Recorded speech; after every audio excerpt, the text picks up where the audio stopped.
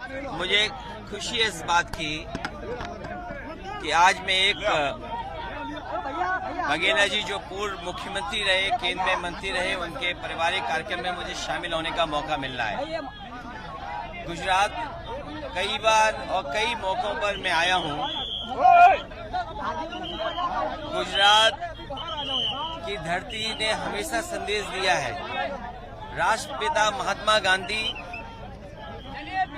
जिन्होंने जन्म लिया था यहाँ पर, और आज भी यमुना के किनारे लोग जाकर के सत्य अहिंसा के लिए संकल्प लेते हैं। और वहीं कृष्ण भगवान ने जहाँ जन्म लिया था यमुना के किनारे, और आखिरी सांस यहीं गुजरात में ली। ये जो रिश्ता है उत्तर प्रदेश से यमुना का, राष्ट्रपिता महात्मा गांधी जी से और कृष्ण भगवान से, कि जहां राष्ट्रपिता महात्मा गांधी ने जन्म तो गुजरात में लिया था, लेकिन आज यमुना के किनारे उन्हें याद करते हैं लोग, संकल्प लेते हैं जाकर के। वहीं भगवान कृष्ण ने जहां जन्म लिया था यमुना के किनारे, और उन्होंने आखिरी सांस ही गुजरात में ली थी। ये रिश्ता यमुना का और उत्तर प्रदेश वासियों का है। सत्य अहिंसा का नारा राष्ट्रपिता महात्मा गांधी ने दिया, उस रास्ते पे भारत चला और भारत को आजादी मिली। आजादी के साथ साथ राजनीतिक लोगों ने अपने जीवन में उतारा सत्य अहिंसा और सत्याग्रह का रास्ता अपनाया।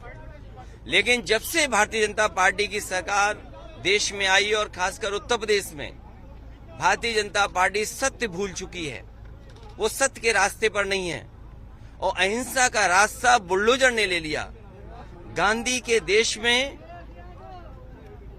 अहिंसा का रास्ता ही जिसका बुलडोजर ने ले लिया, और फिर ईडी, सीबीआई, इनकम टैक्स।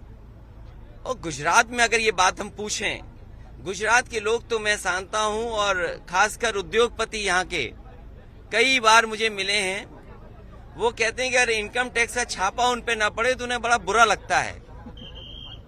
तो गुजरात के लोग तो इस बात को जानते हैं। वो इनकम टैक्स, ईडी, सीबीआई, मैंने एक बार कहा कि ईडी है एग्जामिनेशन डेमोक्रेसी। आपको इस परीक्षा से गुजरना ही होगा। कम से कम बीजेपी कांग्रेस के रास्ते चल रही है। इस देश में जो परंपरा कांग्रेस ने डाली थी, उसी रास्ते पे भारतीय जनता पार्टी चल रही है। भारतीय जनता पार्टी कोई नया काम नहीं कर रही। ईडी, सीबीआई, इनकम टैक्स से छापे मारना, और जो लोग छापा मारते हैं वही हश्र होगा जो कांग्रेस का हुआ है।